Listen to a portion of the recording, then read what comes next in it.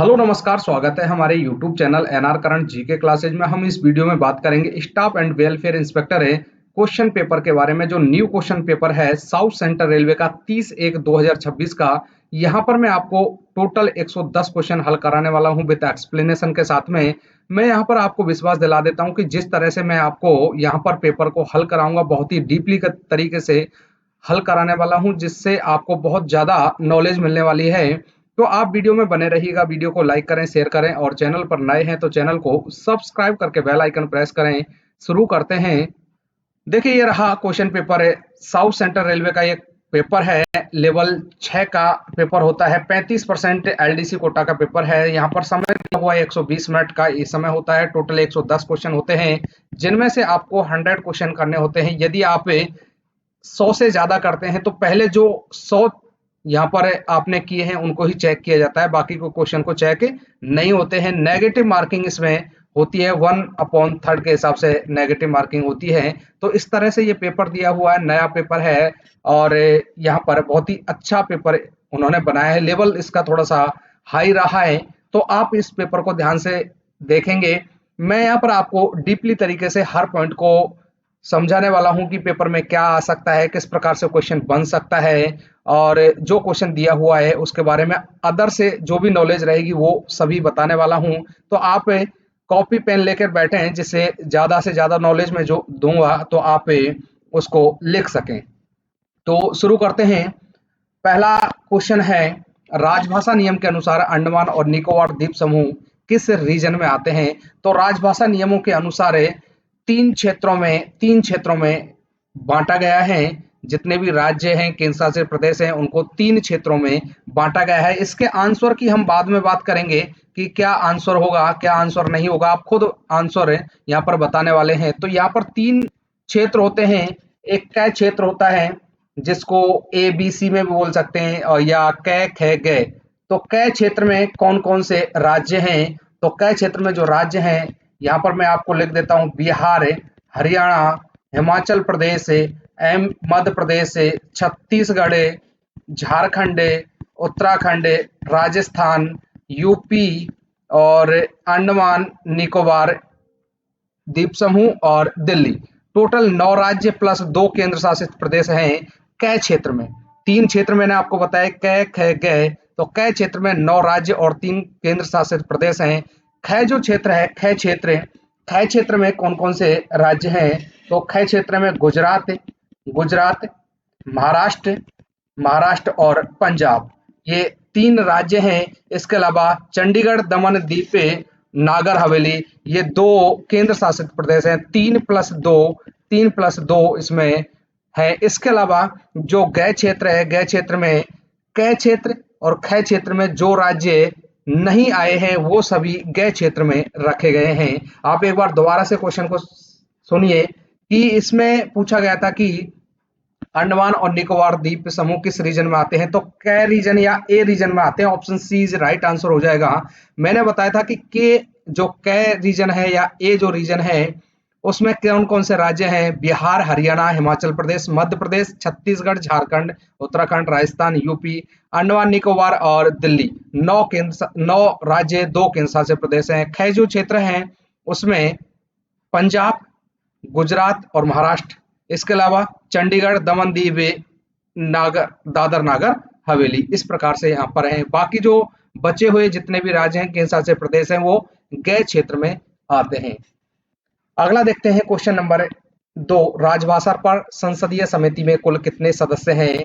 राजभाषा पर संसदीय समिति में कुल कितने सदस्य हैं? तो पहले हम राजभाषा अधिनियम जो 1963 है की धारा 4 के अधीन 1976 में गठित की गई ये समिति जो की गठित हुई है, वो राजभाषा अधिनियम 1963 की धारा 4 के अधीन 1976 में इसको गठित किया गया है। कुल जो सदस्य होते हैं 30 सदस्य होते हैं, जिसमें 10 लोकसभा से और 20 लोकसभा से, 10 राज्यसभा से इसमें सदस्य होते हैं। टोटल 30 सदस्य, लोकसभा से 20 और राज्यसभा से 10 सदस्य होते हैं। कार्य संचालन के लिए जो ये समिति है इसको 3 उप समितियों में बांटा गया है। इस समिति का जो उद्देश्य है, उद्देश्य भी समझ लीजिए कि उद्देश्य क्या है कि संघ में राजकीय प्रयोजन के लिए हिंदी के प्रयोग की में जो की गई प्रगति को पुनर्लोकन करके उस पर सिफारिश करते हैं और राष्ट्रपति जी को प्रतिवेदन प्रस्तुत किया जाता है। ये इसका उद्देश्य है। समिति में कुल सदस्य 30 हैं, यही पूछा गया है, तो option B is right answer है। 30 में कैसे हैं? लोकसभा में 20 और राज्यसभा में 10 सदस्य होते हैं। थोड़ा सा देखिए, आपको धैर्य रखना पड़ेगा, मैं यहाँ पर समय ज्यादा लूंगा क्योंकि आपको अलग से बता रहा हूँ। आपने देखा होगा बहुत सारी वीडियो ऐसी बनी होती है, सीधा मैं क्वेश्चन को पढ़ूंगा और आंसर पे टिक लगा के अगला क्वेश्चन करा देंगे, तो ऐसा नहीं है। यहाँ पर मैं आपको अच्छे से समझाने वाला हूँ। तो देखिए क्वेश्चन नंबर 3, हिंदी शिक्षण योजना के अंतर्गत रेलवे कर्मचारियों के लिए निर्धारित प्रारंभिक हिंदी पाठ्यक्रम कौन सा है? Which in the elementary Hindi course से prescribe for railway employees under the Hindi teaching scheme. तो कौन सा है? Option C Prabodh. Option C is a right answer हो जाएगा, प्रबोध है। ये हिंदी शिक्षण योजना के अंतर्गत कर्मचारियों के लिए एक पाठ्यक्रम है, प्रबोध है। उस पाठ्यक्रम में एग्जाम होते हैं, तो एग्जाम में यदि आपने 70% से अधिक अंक प्राप्त किए हैं तो आपको 4,000 रुपए का पुरस्कार दिया जाएगा। पहले ये पुरस्कार 1,600 रुपए था। यदि आपने 60 से 70% के बीच में अंक प्राप्त किए हैं तो आपको 2,000 रुपए का पुरस्कार दिया जाएगा। पहले ये पुरस्कार 800 रुपए का हुआ करता था। यदि आपने 55 से लेकर 60% तक प्राप्त किए हैं तो आपको 1,000 रुपए का पुरस्कार दिया जाएगा, जो पहले 400 रुपए का ये पुरस्कार हुआ करता था। तो ये न्यू पुरस्कार भी मैंने आपको बता दिए हैं। इसका जो राइट आंसर है ऑप्शन सी है, प्रबोध। प्रबोध में 70% तक 4,000, पहले 1,600 हुआ करते थे। अगर 60 से 70% तक लाते हो तो 2,000 रुपए, पहले 800 हुआ करते थे। और 55 से 60% तक लाते हो तो 1,000 रुपए, पहले ये 400 हुआ करते थे। तो राइट आंसर ऑप्शन सी हो जाएगा। अगला क्वेश्चन देखिए, राजभाषा नियमों में पहली बार संशोधन कब किया गया? When the official language rule amendment first. पहली बार 1976 में ये किया गया था। उसके बाद 1987 में, 2007 2007 में और 2011 में ये अमेंडमेंट किए गए थे। यहाँ पर जो राजभाषा नियम है इसमें राजभाषा से संबंधित क्वेश्चन यहाँ पर जो बनते हैं, जैसे हिंदी दिवस कब मनाया जाता है? तो ये 14 सितंबर को मनाया जाता है। विश्व हिंदी दिवस कब मनाया जाता है? ये 10 जनवरी को मनाया जाता है। यहाँ पर आपको कंफ्यूज नहीं होना है। हिंदी दिवस 14 सितंबर को, विश्व हिंदी दिवस 10 जनवरी को मनाया जाता है। यहाँ पर देखिए, जो राजभाषा के नियम हैं उनको मैं एक बार आपको बता देता हूं, क्योंकि कई बार पूछे जाएंगे इस पेपर में। तो यहाँ पर है, एक बार आपको क्लियर कर देता हूं कि राजभाषा से संबंधित जो नियम है वो क्या क्या नियम है। हम फर्स्ट नियम से बात करते हैं। पहला नियम है, उसमें संक्षिप्त जो राजभाषा नियम है उनका नाम और विस्तार से उसको प्रारंभ किया है। दूसरा जो नियम है उसमें परिभाषाएं बताई गई है। तीसरा जो नियम है, राज्यों और केंद्रों के मध्य जो पत्रादि की भाषा होगी उसके बारे में बताया गया है। चौथे जो है, केंद्रीय जो कार्यालय हैं उनके मध्य जो पत्रादि की भाषा होगी वो रहेगी।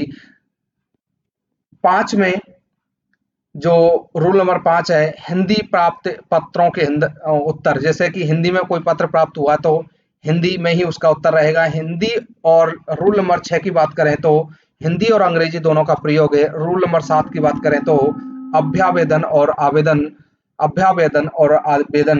रूल नंबर 8 की बात करें तो केंद्रीय सरकार के कार्यालयों के टिप्पणियों को सिखाया जाएगा। और रूल नंबर 9 की बात करें तो हिंदी में प्रवीणता, हिंदी में प्रवीणता। रूल नंबर 10 की बात करें तो हिंदी का कार्य साधक ज्ञान, हिंदी का कार्य साधक ज्ञान। तो यहाँ राजभाषा नियम आपको बता दिए हैं। राइट आंसर 1976 से, उसके बाद 1987, 2007 और 2011 में ये अमेंडमेंट हुए हैं। तो राइट आंसर ऑप्शन ए हो जाएगा। अगला क्वेश्चन देखिए, हिंदी में कार्य साधक ज्ञान की परिभाषा राजभाषा नियमों के किस नियम में दी गई है? दी definition of working knowledge in Hindi is given in which rule of official language rule. तो हिंदी के कार्य साधक ज्ञान, अभी मैंने आपको बताया था कि हिंदी का कार्य साधक ज्ञान रूल नंबर 10 में दिया गया है, तो option B is right answer हो जाएगा। 7 में क्या होता है? 7 में होता है आवेदन और अभ्यावेदन। रूल नंबर 8 में कि केंद्रीय सरकार के जो कार्यालय हैं वो टिप्पणियों को सिखाया जाएगा। और रूल नंबर 9 में मैंने बताया था कि हिंदी में प्रवीणता। तो ऑप्शन यहाँ पर पूछा गया था कि हिंदी में कार्य साधक ज्ञान, तो option B is right answer है, रूल नंबर 10। अगला देखिए, क्वेश्चन नंबर 6, पारंगत पाठ्यक्रम किस वर्ष शुरू किया गया था? पारंगत जो पाठ्यक्रम था वो वित्तीय वर्ष 15-16 में शुरू किया गया था। Option B is right answer है ऑफ क्वेश्चन नंबर 6 से। अगला देखिए, क्वेश्चन नंबर 6 के बाद क्वेश्चन नंबर 7, राजभाषा नियमों के अनुसार कोई भी कर्मचारी अपना आवेदन, अपील या अभ्यावेदन किस भाषा में प्रस्तुत कर सकता है? राजभाषा नियम के अनुसार, अभी मैंने आपको बताया था राजभाषा नियम के अनुसार कि कोई भी जो कर्मचारी है अपना आवेदन या अपील, अभ्यावेदन किस भाषा में प्रस्तुत कर सकता है? तो दोनों भाषाओं में प्रस्तुत कर सकता है। सी इज राइट आंसर हो जाएगा। अगला देखिए, क्वेश्चन नंबर 8 है, केंद्र सरकार के कार्यालय में गठित राजभाषा कार्यान्वयन समिति की बैठक आयोजित करने की अवधि क्या है? तो ये 3 महीने में एक बार होनी चाहिए, मतलब साल में 4 बैठक होंगी। बैठक की जो कार्रवाई तैयार की जाती है, बैठक की जो 3 महीने में जो बैठक होगी, तो पहले बैठक की कार्रवाई तैयार की जाएगी और उसके बाद उच्च कार्यालय को उसको भेजा जाता है। तो ये साल में 4 बैठक होना आवश्यक है।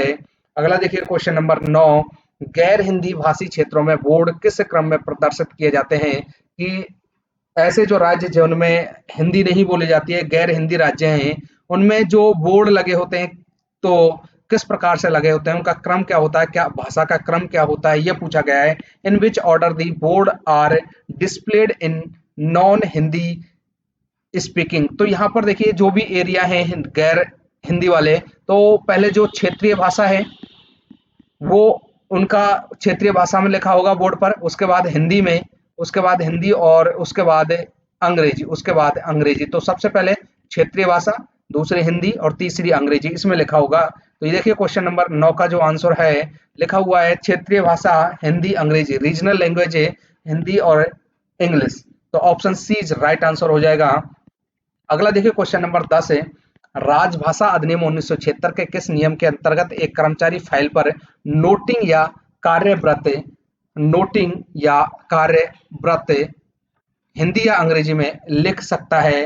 हिंदी या अंग्रेजी में लिख सकता है। तो रूल नंबर 8 का 1 मैंने आपको बताया था कि टिप्पणियों से संबंधित है, तो बी इज राइट आंसर हो जाएगा।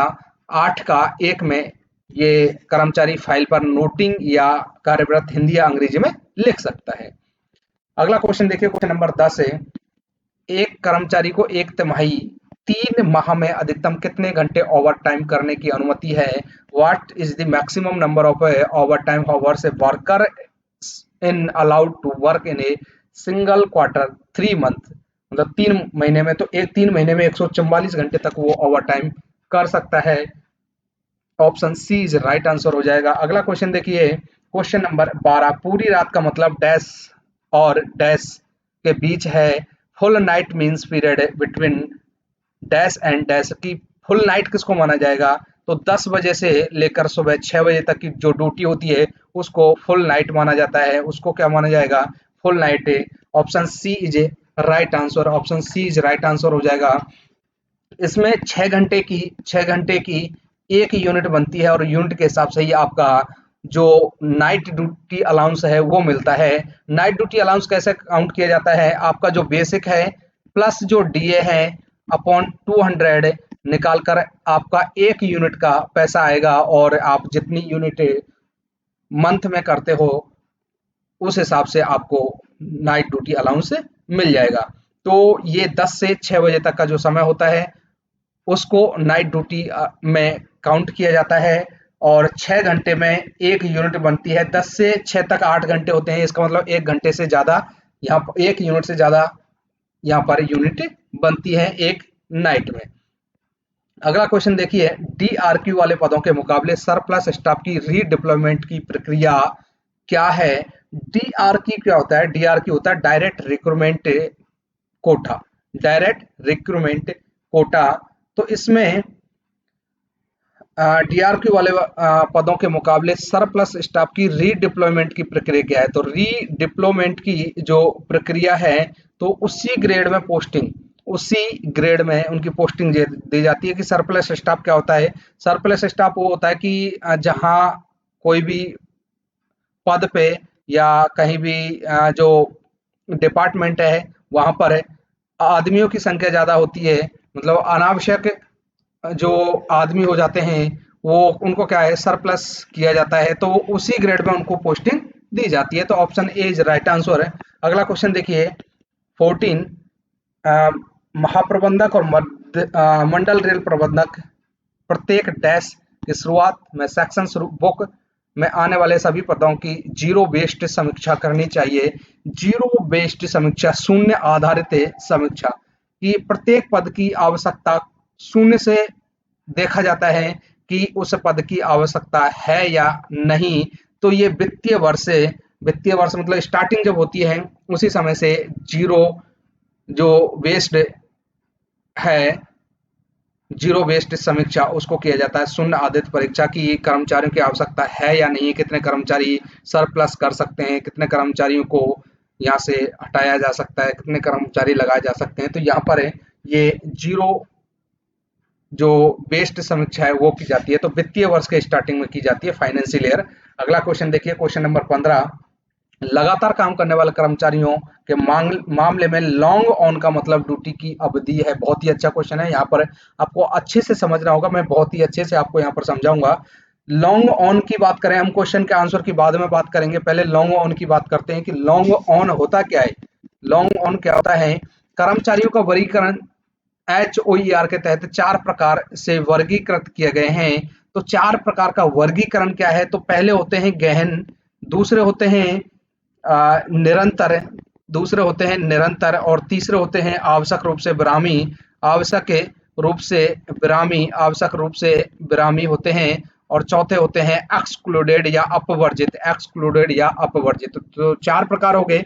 अब यहाँ पर देखिए पूछा गया है कि लगातार काम करने वाले मतलब continuous worker, in the case of continuous worker long on mean period of a duty. Continuous worker की बात हो रही है, तो मतलब निरंतर के वर्कर्स हैं उनकी बात हो रही है। गहन को इंटेंसिव बोलते हैं, निरंतर कंटिन्यूअस। आवश्यक रूप से जो विरामी होते हैं उनको EI एसेंशियल इंटरमिटेंट, और ये एक्सक्लूडेड होते हैं, अपवर्जित होते हैं। गहन जो कर्मचारी होगा उसका लॉन्ग ऑन कब माना जाएगा? जब वो 8 घंटे से अधिक ड्यूटी उससे कराई जाएगी तो लॉन्ग ऑन माना जाएगा। निरंतर में 10 घंटे से अधिक ड्यूटी कराई जाएगी तो लॉन्ग ऑन माना जाएगा। आवश्यक रूप से विरामी में 12 घंटे से अधिक ड्यूटी कराई जाएगी तो उसको लॉन्ग ऑन माना जाता है। और जो अपवर्जित होते हैं ये इनकी 24 घंटे की ड्यूटी होती है, मतलब ये सुपरवाइजर लेवल के होते हैं, इनकी जो जिम्मेदारी है वो 24 घंटे रहती है। तो इसके लिए यहाँ पर ये लॉन्ग ऑन नहीं होता है। तो गहन के लिए कि 8 घंटे से अधिक ड्यूटी, निरंतर के लिए 10 घंटे से अधिक ड्यूटी, और आवश्यक रूप से जो ब्राह्मी या एसेंशियल इंटरमिटेंट है उनके लिए 12 घंटे से अधिक ड्यूटी। तो यहाँ पर पूछा गया था कंटिन्यूअस, तो 10 घंटे से अधिक ड्यूटी को कंटिन्यूअस वर्कर के लिए लॉन्ग ऑन माना जाएगा। तो ये लॉन्ग ऑन हुआ। दूसरा होता है शॉर्ट ऑफ। शॉर्ट ऑफ क्या होता है कि अगर हम गहन की बात करें तो गहन में शॉर्ट ऑफ की 12 घंटे से पूर्व अगर ड्यूटी पर बुलाया जाता है, 12 घंटे से पूर्व ड्यूटी पर बुला लिया जाता है तो उसको शॉर्ट ऑफ माना जाएगा। और निरंतर में 10 घंटे से पूर्व यदि ड्यूटी पर बुला लिया जाता है तो उसको शॉर्ट ऑफ माना जाएगा। तीसरे जो एसेंशियल इंटरमिटेंट है उनमें 8 घंटे से पूर्व यदि ड्यूटी पर बुला लिया जाता है तो उसको शॉर्ट ऑफ कहा जाएगा, मतलब विश्राम भंग।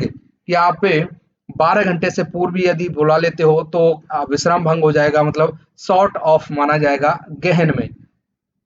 निरंतर 10 घंटे से पूर्व और एसेंशियल इंटरमिटेंट में 8 घंटे से पूर्व। तो दोनों शब्द यहाँ पर आप समझ लीजिए कि लॉन्ग ऑन क्या है और शॉर्ट ऑफ क्या है।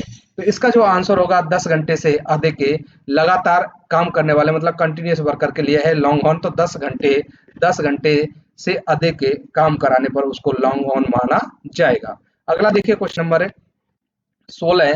फ्लोर वेज, जिससे कम कोई भी राज्य या केंद्रीय प्राधिकरण न्यूनतम वेतन तय नहीं कर सकता, किसके द्वारा तय किया जाता है? तो किसके द्वारा ये तय किया जाता है? केंद्र सरकार द्वारा। फ्लोर वेज का मतलब न्यूनतम मजदूरी हमेशा कौन निर्धारित करता है? केंद्र सरकार है। इसका जो उद्देश्य होता है कि राज्यों द्वारा कम वेतन के साथ जो प्रतिस्पर्धा होती है, वो प्रतिस्पर्धा का जो स्तर है, निचले स्तर है, उसको रोकना, प्रतिस्पर्धा को रोकना कि जो कम से कम आप यहाँ पर जो आपका न्यूनतम वेतन मजदूरी है, उसको निर्धारित करना है और उसको करेगी निर्धारित केंद्र सरकार। अगला देखिए क्वेश्चन नंबर 17। 80% अस्थायी पदों को स्थायी पदों में तभी बदला जाता है जब पद लगातार डैश से वर्षों तक चालू रहे। तो 3 वर्षों तक चालू रहे। लिखा हुआ है कि 80% of temporary post are convert into permanent रे once only after continuous operation of the post 4-years। तो 3 years से 3 years इसका राइट आंसर हो जाएगा ऑप्शन बी। अगला देखिए क्वेश्चन नंबर 18। ग्रुप सी और पहले के ग्रुप डी के पदों को सेवा की आवश्यकता के आधार पर चयन या गैर चयन पदों के लिए घोषित किया जाता है। The post of group C and east while group D are declared as selection of non-selection for promotion depending upon the requirement of the service by। तो ये रेलवे बोर्ड द्वारा पदोन्नति के लिए घोषित किया जाता है। तो option A is right answer है। अगला क्वेश्चन देखिए क्वेश्चन नंबर 19 से। मैन पावर प्लानिंग के संदर्भ में सरप्लस स्टाफ का क्या मतलब है? अभी आपको मैंने बताया था कि आवश्यकता से अधिक जो कर्मचारी है उनको ही सरप्लस स्टाफ कहा जाता है। तो ऑप्शन देख लेते हैं कि बेंच पर कर्मचारी, जो कर्मचारी ओवर टाइम, जो कर्मचारी लंबी छुट्टी पर है, और टेक्नोलॉजी में बदलाव या किसी एक्टिविटी के बंद होने के कारण जो कर्मचारी अनावश्यक हो गए हैं उनको ही क्या कहा जाएगा? सरप्लस स्टाफ कहा जाएगा। आवश्यकता से अधिक कर्मचारी होंगे उनको सरप्लस कहा जाएगा। मैन पावर प्लानिंग क्या है कि इसका उद्देश्य होता है कि सही संख्या में कर्मचारियों को बनाए रखना, ना तो कम ना ज्यादा। मैन पावर प्लानिंग इसी को बोलेंगे। तो option D is right answer. अगला क्वेश्चन देखिए क्वेश्चन नंबर 20 से। क्वेश्चन नंबर 20 देखिए। एक उपयुक्ता परीक्षा इतने अंतराल पर होनी चाहिए जो इससे कम न हो। तो ये कब होनी चाहिए? तो 1 वर्ष में ये suitability टेस्ट हो जाना चाहिए। It suitability test should be held at the interval which should not be less than 1 year। Option C is a right answer है। अगला देखिए क्वेश्चन नंबर 21 है। स्टेशन मास्टर की कैटेगरी में पद के लिए तय पदों का प्रतिशत बोरा पैरा डैश के अंतर्गत आता है। Percentage of post fixed for the post in the category of station master is covered under para dash. तो किस पैरा के अंतर्गत आता है? तो ये इंडियन रेलवे एस्टेब्लिशमेंट मैनुअल 122 से। Option A is right answer हो जाएगा ऑफ क्वेश्चन नंबर 21। अगला देखिए question number 22। R L C का मतलब क्या है? मतलब फुल फॉर्म पूछी है। R L C regional labour commissioner, क्षेत्रीय श्रम आयुक्त, हिंदी में बोलेंगे क्षेत्रीय श्रम आयुक्त। आरएलसी का जो मतलब है ये है रीजनल लेबर कमिश्नर। ये जो आरएलसी है वो किस मंत्रालय के अंतर्गत आता है? श्रम एवं रोजगार मंत्रालय के अंतर्गत आता है। पूछ लिया जाता है कभी कभी क्वेश्चन कि क्षेत्रीय श्रम आयुक्त या रीजनल लेबर कमिश्नर किसके अंतर्गत आएगा? तो ये श्रम एवं रोजगार मंत्रालय के अंतर्गत ये आएगा। अगला देखते हैं अगला क्वेश्चन नंबर 23 से। चयन पदों के लिए चयन बोर्ड में डैश अधिकारी होंगे।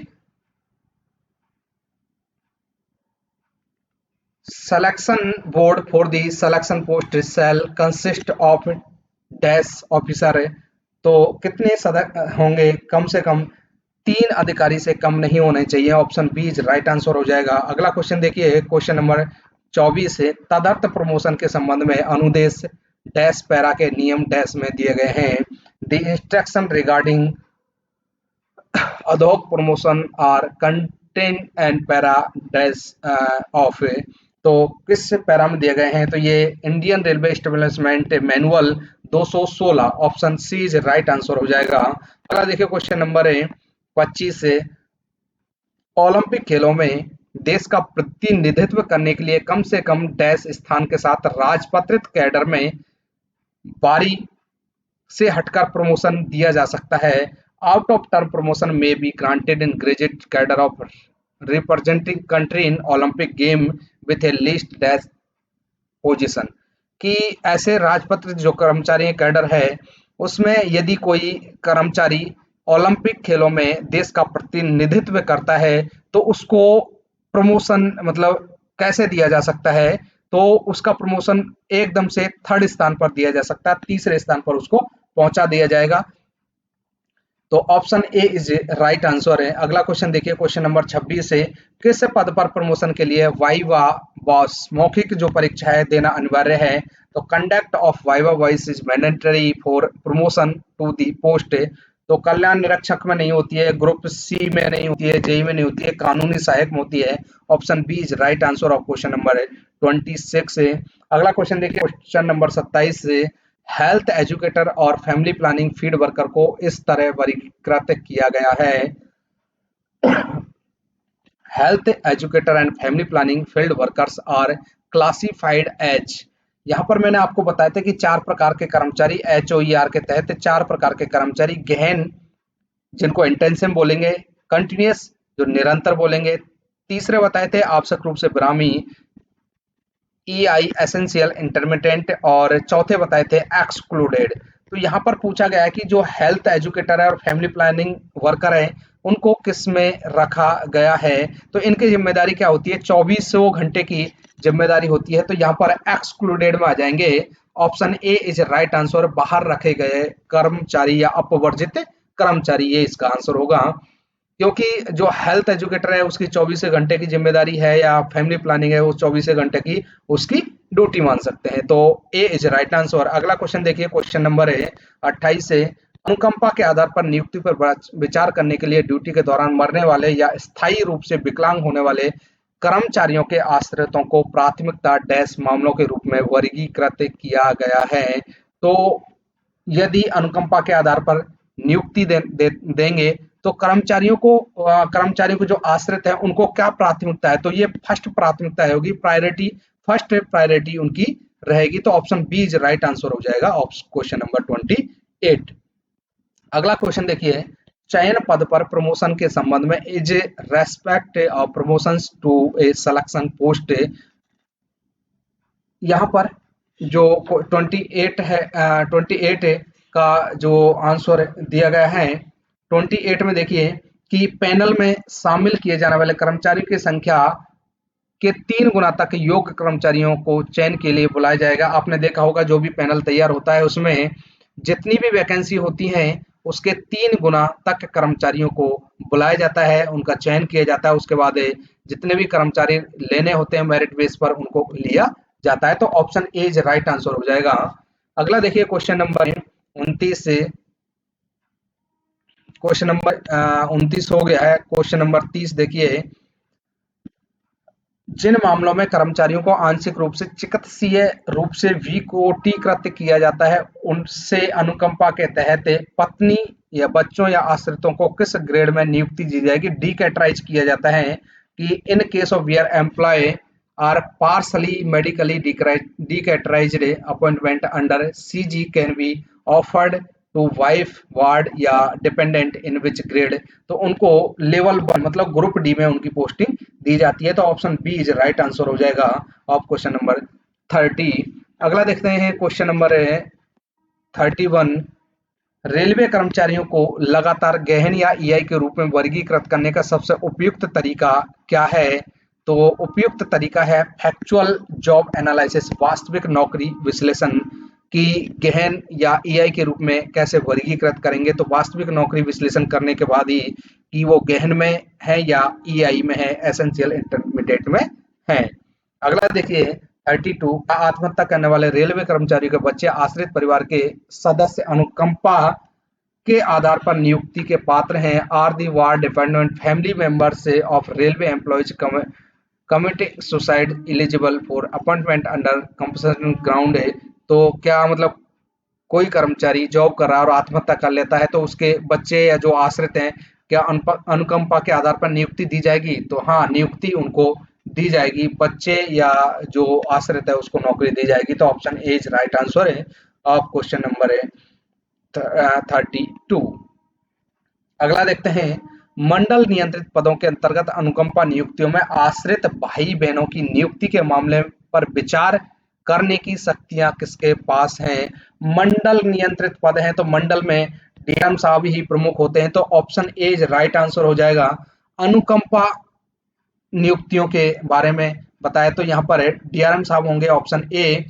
इसके अलावा कई क्वेश्चन इस प्रकार से बनते हैं कि अनुकंपा में न्यूनतम जो एज है उसमें छूट कौन दे सकता है? तो 1 वर्ष की छूट यदि चाहिए तो जीएम साहब दे सकते हैं, अगर 2 वर्ष की छूट चाहिए तो रेलवे बोर्ड ये छूट देगा न्यूनतम एज में।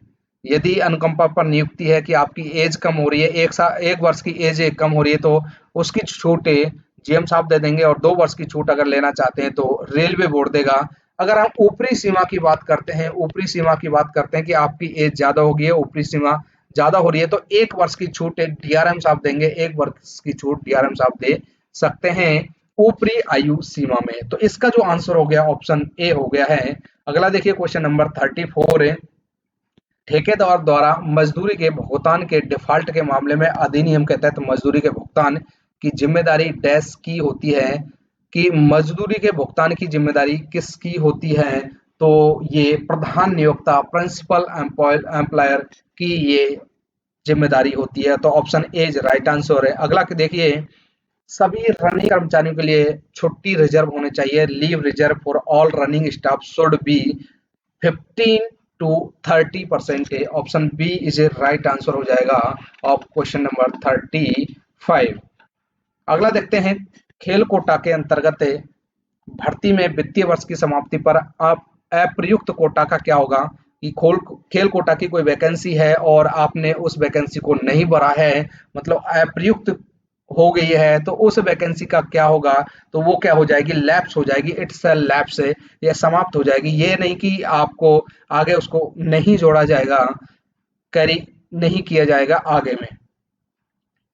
तो उसको क्या है, जो जो भी वैकेंसी रहेंगी 1 2 3 4 जो भी वैकेंसी है उनको क्या है, समाप्त कर दिया जाएगा। अगला देखिए क्वेश्चन नंबर 37, सेवंथ सीपीसी में लेवल 5 में न्यूनतम वेतन क्या है? तो लेवल 5 का न्यूनतम वेतन होता है डी 29,200। 1800 कितना किसका होता है? लेवल 1 का। 35,400 कितना होता किसका होता है? लेवल 6 वाले का। और 25,500 किसका होता है? लेवल 4 वाले का। मैं यहाँ पर आपको सभी लेवल, जितने भी लेवल हैं उनके बारे में बता देता हूँ कि लेवल 1 मैंने आपको बताया कि 18,000, लेवल 2 19,900, लेवल 2 19,900, लेवल 3 की बात करें तो 21,000, 21,700, 21,700, लेवल 4 का मैंने बताया कि 25,500, लेवल 5 का 29,200, लेवल 6 का 35,400, लेवल 7 की बात करें तो लेवल 7 में 44,900, 44,900, लेवल 8 की बात करें तो 47,600, 47,600, लेवल 9 की बात करें तो 53,100 रुपये, और लेवल 10 की बात करें तो 56,100 रुपये। अगर 11 की बात करें तो 67,700 रुपये। अगर लेवल 12 की बात करें तो 78,800 रुपये। लेवल 13 की बात करें तो 1,18,500 रुपये। लेवल 14 की बात करें तो 1,44,200 रुपये। लेवल 15 की बात करें तो 1,82,200 रुपये। अगर लेवल 16 की बात करें तो 2,05,400 रुपये। और लेवल 17 की बात करें तो 2,25,000 रुपये।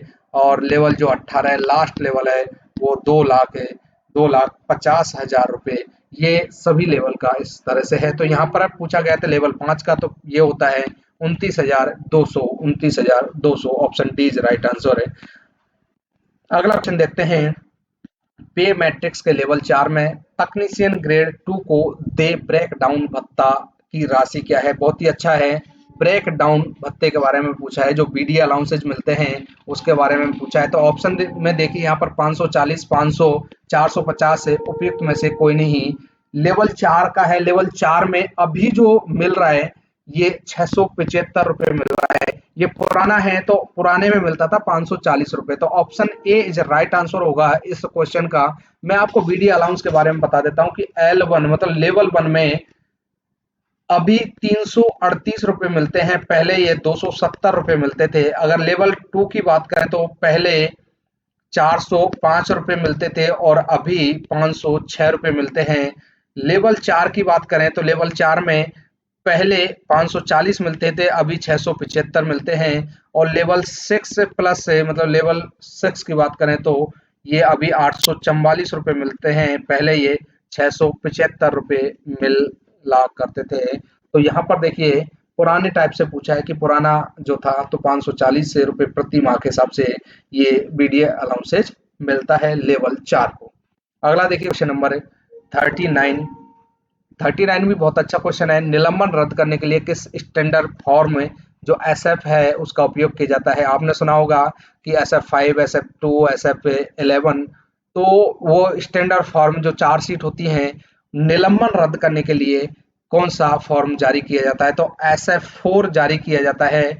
SF2 क्या होता है कि माना गया निलंबन, माना गया निलंबन। SF5 बड़ी शास्ति का आरोप पत्र। SF3 होता है निर्वाह भत्तों से संबंधित होता है, निर्वाह भत्तों से संबंधित होता है।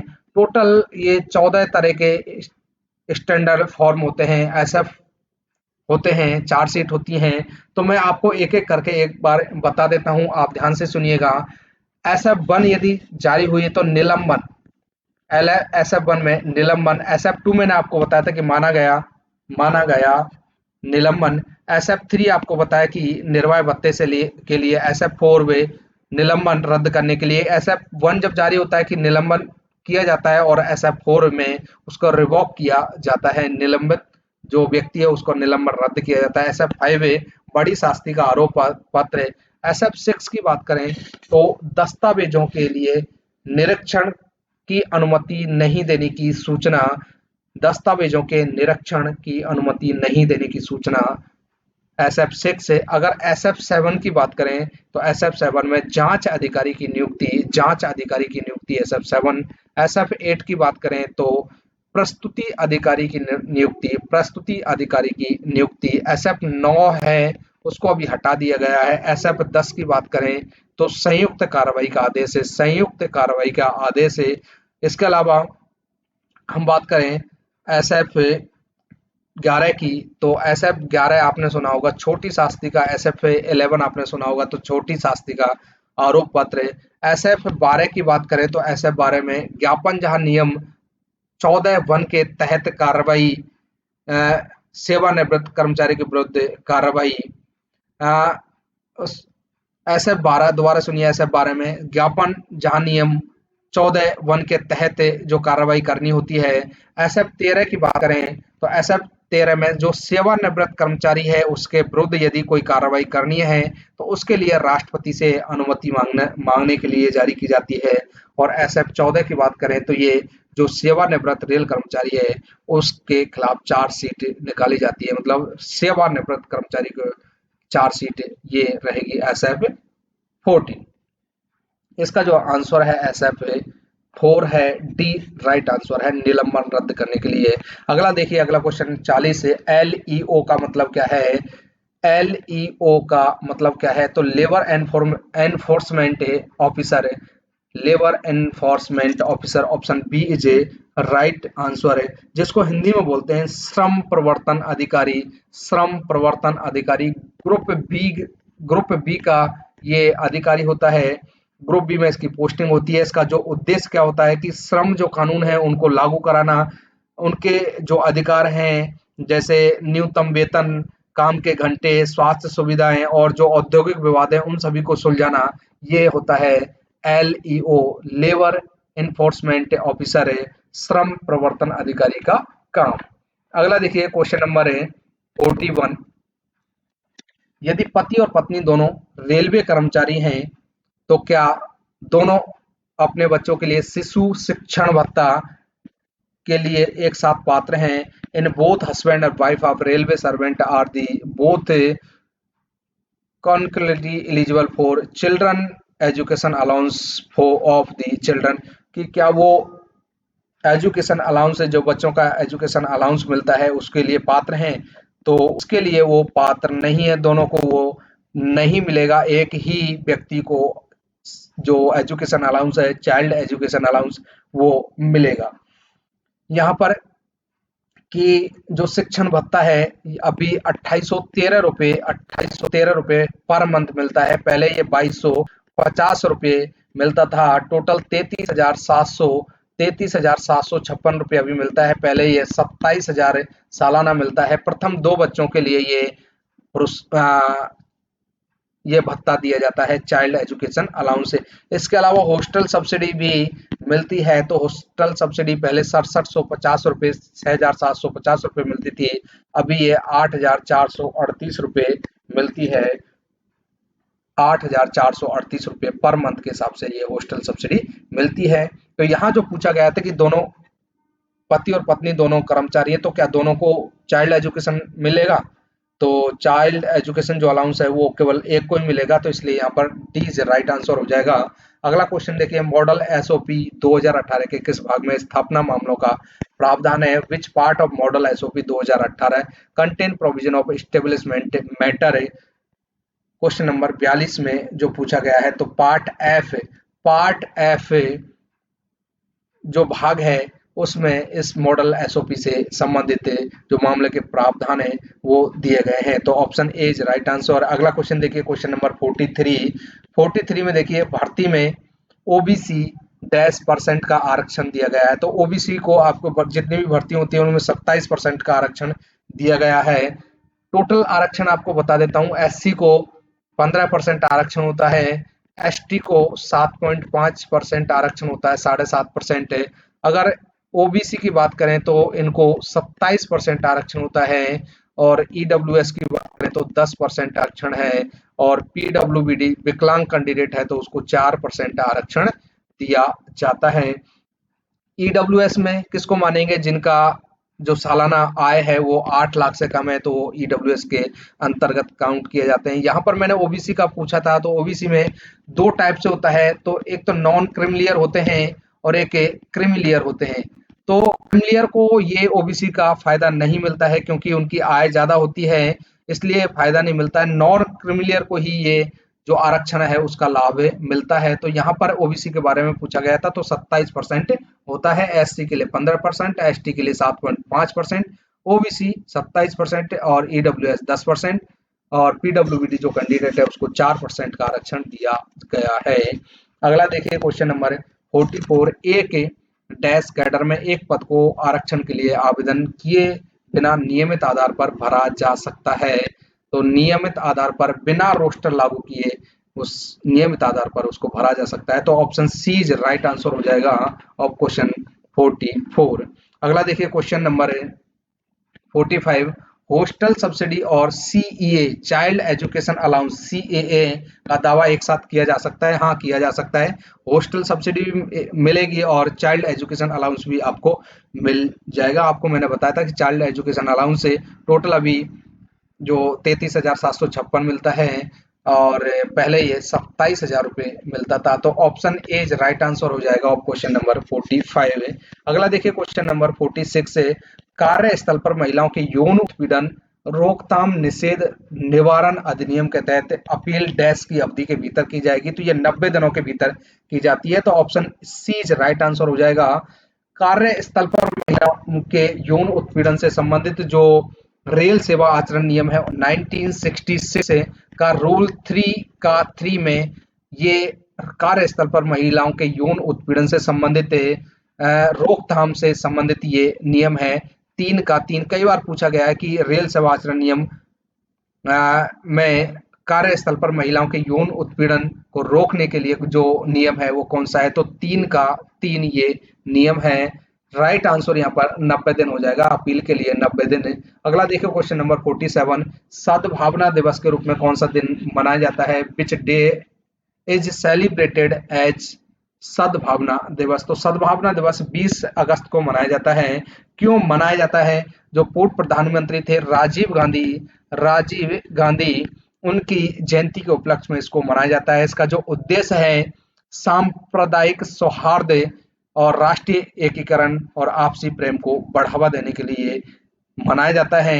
21 मई को क्या होता है? 21 मई को आतंक विरोधी दिवस मनाया जाता है या राष्ट्रीय स्मृति दिवस मनाया जाता है। 22 जुलाई को राष्ट्रीय ध्वज दिवस मनाया जाता है 22 जुलाई को, और 25 अक्टूबर को अंतर्राष्ट्रीय कलाकार दिवस मनाया जाता है। अगला देखिए क्वेश्चन नंबर 48। एक ही शहर में ट्रांसफर 20 किलोमीटर की दूरी के भीतर कम दूरी के ट्रांसफर के लिए स्वीकार्य सीटीजी की दर क्या है?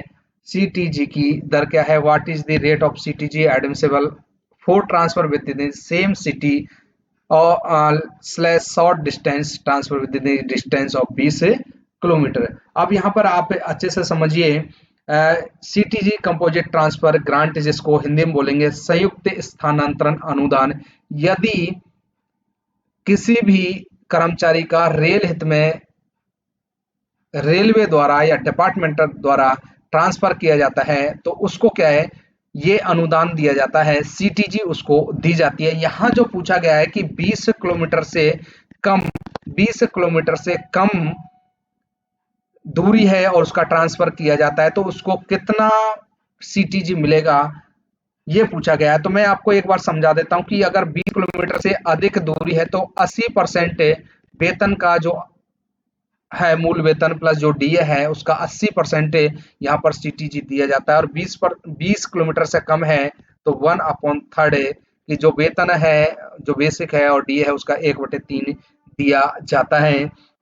यदि सेवानिवृत्त कर्मचारी है कि कर्मचारी सेवानिवृत्त हुआ है तो कोई भी कंडीशन हो, या तो 20 किलोमीटर से ज्यादा हो या 20 किलोमीटर से कम हो, तो उसको 80% ही सीटीजी दिया जाएगा। इसके अलावा कि आपने ऑनर कास्ट ट्रांसफर कराया है या म्यूचुअल ट्रांसफर है तो आपको सीटीजी नहीं दिया जाएगा। इसके अलावा 180 दिनों के लिए आपका अस्थायी स्थानांतरण किया गया है तो आपको सीटीजी नहीं दिया जाएगा। यहाँ पर जो पूछा गया है कि 20 किलोमीटर से कम है तो 1/3 मतलब 1/3 वेतन और डीए का दिया जाएगा। 20 किलोमीटर से कम है तो 1/3, यदि 20 किलोमीटर से अधिक है तो 80%, अगर सेवानिवृत्त हुआ है तो दोनों कंडीशन में 80% उसको दिया जाएगा। अगला देखिए क्वेश्चन नंबर 49। निम्नलिखित भत्ता कोर्ट द्वारा अटैच नहीं किया जा सकता। The following allowance can not be attached by a court. तो HRA option D is right answer हो जाएगा, एचआरए अटैच नहीं किया जा सकता। एनएचए जो आपके त्योहार होते हैं उनसे, और नैंडीए नाथ छुट्टी नकदीकरण। रात्रि भत्ता रात्रि से सम है, और ये छुट्टी नकदीकरण। लीव इनकेसमेंट से कई क्वेश्चन बनते हैं कि यहाँ पर मैं थोड़ा सा आपको बता देता हूँ कि लीव इनकेसमेंट में आप पूरी सर्विस में 6 बार ले सकते हो और एक बार में 10 छुट्टियों का पैसा आप ले सकते हो।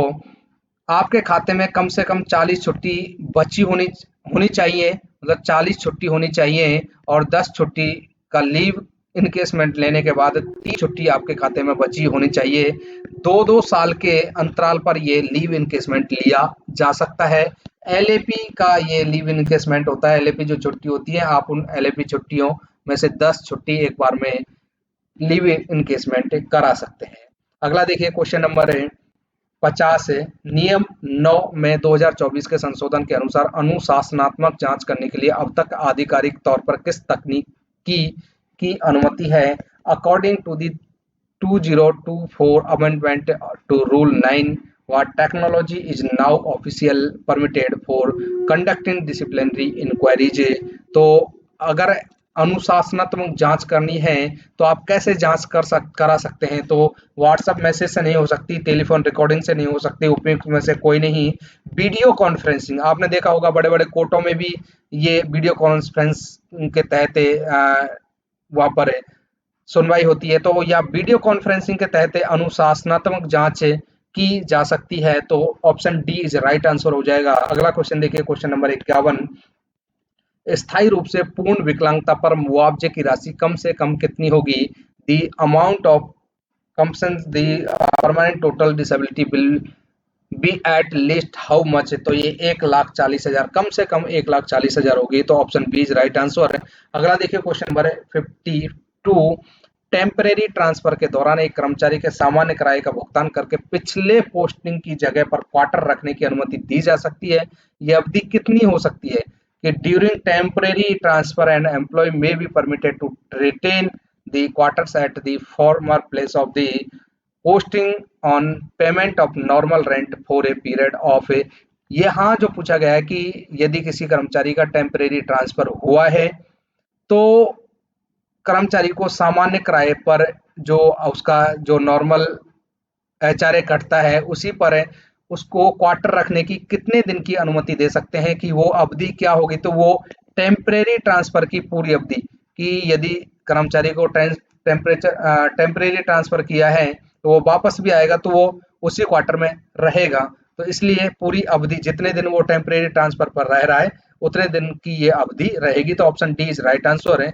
अगला देखिए, ट्रेड यूनियनों की मान्यता सामान्य रूप से वर्षों के लिए मान होगी। तो ये 5 वर्षों के लिए होती है। पहले ये 1-2 बार जैसे 2013 में 6 वर्ष हो गई थी। सामान्यतः ये 5 वर्ष के लिए होती है। तो option B is right answer हो जाएगा 5 वर्ष। अगला देखिए, क्वेश्चन नंबर है 54। विद्युत डीजल विद्युत लोको सेट ईएमयू सेट में निचले ग्रेड से टेक्नीशियन जो थर्ड है पदों के लिए पदोन्नति कोटा की रिक्तियां कितनी होती हैं? तो ये 50% होती हैं। जो डीजल विद्युत लोको या ईएमयू जो सेट है उसमें टेक्नीशियन थर्ड पदों के लिए जो पदोन्नति की जो रिक्तियां होती हैं वो 50% होती हैं। Option D is right answer है। अगला देखिए, क्वेश्चन नंबर 55 है। 55 में देखिए, कौन सा एचआरएम मॉड्यूल एक कर्मचारी के पूरे करियर इतिहास को बनाए रखने के लिए सेंट्रल है, जिसमें नियुक्तियां, प्रमोशन, ट्रांसफर और योग्यताएं शामिल हैं? Which HRMS module human resource management system HRMS की फुल फॉर्म होती है। Module is central for maintaining and employer complete career history including appointments, promotions, transfer and qualification से। यहाँ पर दिए गए हैं 4 ऑप्शन। एमपीपी मॉड्यूल, एमपीपी जो मॉड्यूल होता है इसमें कर्मचारी को पदों का सृजन का वर्णन होता है, पुनर्वितरण होता है, त्याग पत्र और ट्रांसफर से रिलेटेड ये होता है। यहाँ पर देखिए ईएपीआर, जो एपीआर होता है आपने सुना होगा कि एपीआर में आपकी जो ग्रेडिंग है कि आउटस्टैंडिंग मिला है, वेरी गुड मिला है या गुड मिला है, तो ये एपीआर में ग्रेडिंग होती है। एपीआर की जो फुल फॉर्म होती है एनुअल परफॉर्मेंस अप्राइजल रिपोर्ट, ये इसकी फुल फॉर्म होती है। पास पीटीओ मॉड्यूल जो होता है आपने देखा होगा एचआरएमएस में, आप पास पीटीओ वाले मॉड्यूल में जाओगे तो वहां पर आपको पास पीटीओ की पूरी डिटेल रहेगी। आपको कितने पास बचे हुए हैं, कौन सा पास है, ये पूरी डिटेल आपको मिलेगी। चौथा है ईएसआर मॉड्यूल, मतलब SR, electronic service record. Service record में पूरी जैसे आपका सेवा का पूरा रिकॉर्ड होता है, जैसे प्रमोशन है, ट्रांसफर है, अपॉइंटमेंट्स है, पुरस्कार है, लीव है, ये सभी ईएसआर में होता है। जो इलेक्ट्रॉनिक सर्विस रिकॉर्ड होता है ये सभी होता है। तो यहाँ पर जो पूछा गया कि अपॉइंटमेंट, प्रमोशन, ट्रांसफर और क्वालिफिकेशन किस में होता है, किस मॉड्यूल में होता है, तो ये एसआर में होता है। ईएसआर होता है, ये ईएसआर में यहाँ पर होता है। तो इस प्रकार से ये यहाँ पर ये क्वेश्चन 55 का डी आंसर सही है। दोस्तों, हम इस वीडियो को यहीं पर समाप्त कर रहे हैं क्योंकि ये वीडियो ज़्यादा लंबी हो जाएगी। मैं पार्ट 2 लेके आऊँगा, 56 से 110 तक उस वीडियो में हल कराने वाला हूँ। तो आप पार्ट 2 का जो लिंक है मेरे डिस्क्रिप्शन में देख सकते हैं। इसके अलावा आपको एक जानकारी और दे देता हूँ, इसकी पीडीएफ जो पेपर है इसकी पीडीएफ मेरे टेलीग्राम चैनल पर मिलने वाली है। तो आप को लिंक भी टेलीग्राम की मेरे डिस्क्रिप्शन में मिल जाएगी। तो जैसे ही आप लिंक पर क्लिक करेंगे टेलीग्राम पर पहुंच जाएंगे और वहां पर आपको बहुत सारी पीडीएफ मिल जाएंगी। तो ये पीडीएफ भी आपको वहां पर मिलने वाली है। यदि आपको लगता है कि वीडियो में मेहनत की है, आपको कुछ ज्ञान मिला है, कुछ समझ में आया है, तो वीडियो को लाइक करें और रिक्वेस्ट है कि चैनल को सब्सक्राइब करके बेल आइकन प्रेस करें। सभी के लिए धन्यवाद।